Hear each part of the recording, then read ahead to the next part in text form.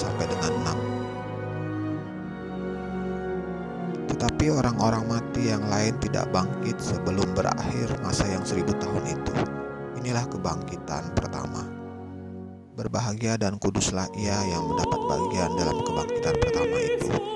Kematian yang kedua tidak berkuasa lagi atas mereka, tetapi mereka akan menjadi imam-imam Allah dan Kristus, dan mereka akan memerintah sebagai raja bersama-sama dengan Dia 1000 tahun lamanya. Sampai saat ini masih terjadi kebingungan dalam jemaat di gereja tentang ayat ini, terutama tentang kebangkitan pertama.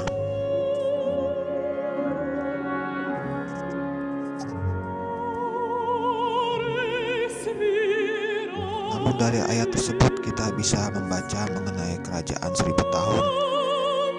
Tertulis di sana bahwa orang-orang mati yang lain tidak bangkit sebelum berakhir masa 1000 tahun.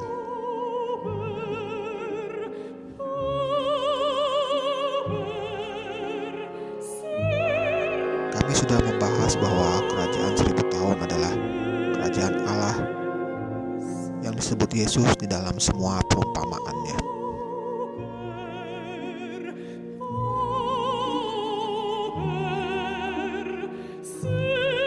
Kerajaan 1000 tahun atau kerajaan Allah ini akan terjadi di akhir zaman dan terjadinya di muka bumi.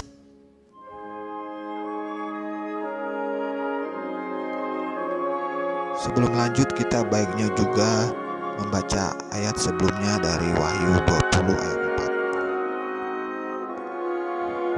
4. Lalu aku melihat tahta-tahta dan orang-orang yang duduk di atasnya, kepada mereka diserahkan kuasa untuk menghakimi. Aku juga melihat jiwa-jiwa mereka yang telah dipenggal kepalanya karena kesaksian tentang Yesus dan karena firman Allah, yang tidak menyembah binatang itu dan patungnya, dan yang tidak juga menerima tandanya pada dahi dan tangan mereka. Dan mereka hidup kembali dan memerintah sebagai raja bersama-sama dengan Kristus untuk masa 1000 tahun lamanya. Bagaimana kita memahami ayat ini?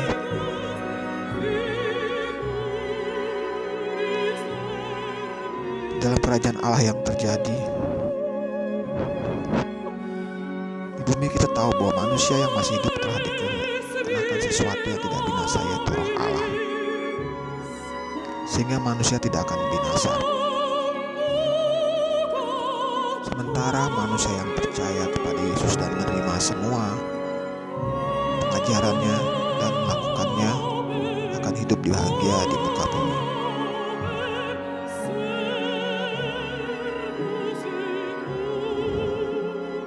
Mereka akan menjadi umat-umat pilihan dan manusia-manusia yang unggul, sehingga dikatakan bahwa mereka akan memerintah di bumi.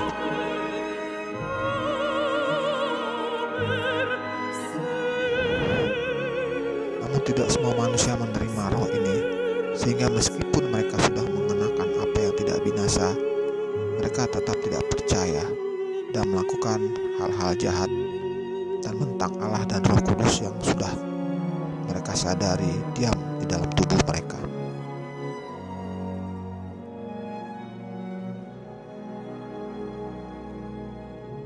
Sehingga dikatakan kepada mereka yang tidak menyembah binatang itu dan patungnya, dan yang tidak juga menerima tandanya pada dahi dan tangan mereka. Artinya mereka yang melakukan kejahatan adalah mereka yang menyembah binatang dan patung itu dan menerima tanda pada dahinya.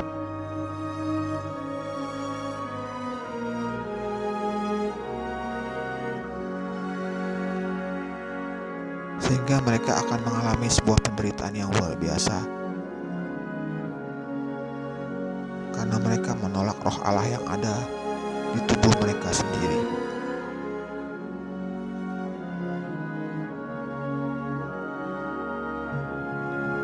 Maka ketika kebangkitan yang pertama terjadi, mereka akan mengalami penderitaan yang luar biasa tadi.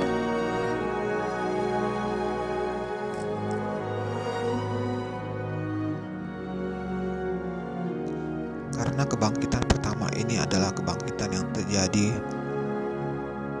di dalam kerajaan Allah yang ada di bumi. Namun manusia yang telah meninggal sebelumnya tidak akan bangkit di sini.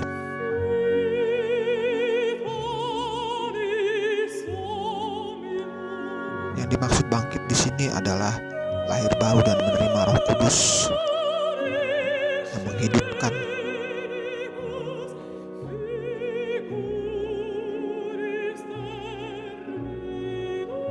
Mereka semua akan mengalami kebangkitan yang pertama ini, baik yang melakukan kebenaran maupun yang melakukan kejahatan, karena kebangkitan artinya tadi yaitu lahir baru atau bangkit dari kematian.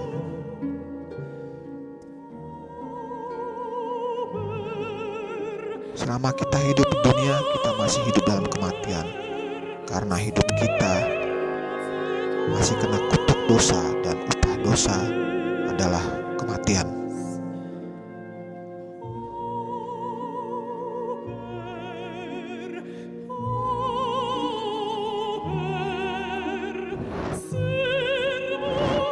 Maka kesimpulan yang kita peroleh adalah bahwa kebangkitan pertama sebetulnya secara harfiah berarti adalah kebangkitan yang terjadi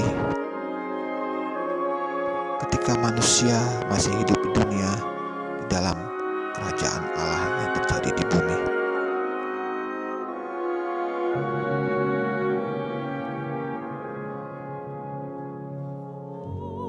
Kebangkitan berarti lahir baru oleh Roh yang menghidupkan, karena manusia yang masih hidup di dunia masih hidup dalam dosa dan kena kutuk dosa, maka ia akan mengalami kematian.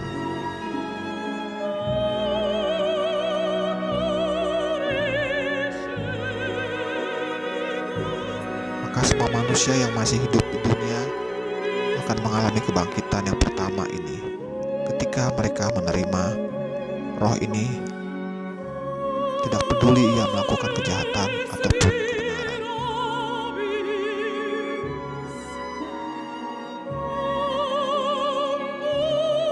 Namun penderitaan yang luar biasa akan dialami manusia yang menolak percaya pada Yesus, karena di tubuhnya telah dimasuki oleh Roh yang kekal, namun ia menolaknya, sedangkan Roh itu tidak bisa dienyahkan dari dirinya.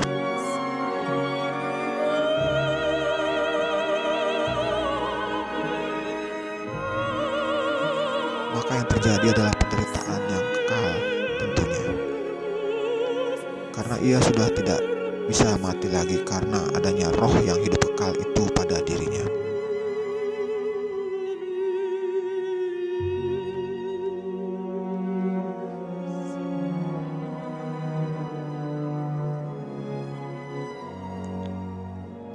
Maka sudah sepatutnya kita sangat bersyukur pada Tuhan Allah dan kepada Yesus Kristus, karena kita telah menjadi umat yang percaya padanya, sehingga kita sudah pasti akan diselamatkan.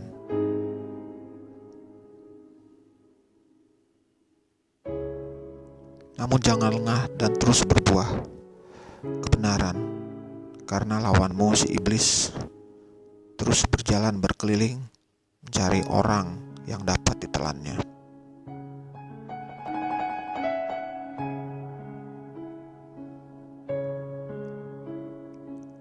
Karena kematian kekal akan kita terima, karena jika kita sudah tahu tentang kebenaran namun menyangkalnya dan melakukan kejahatan, maka penderitaan yang menjadikan akan menimpa kita.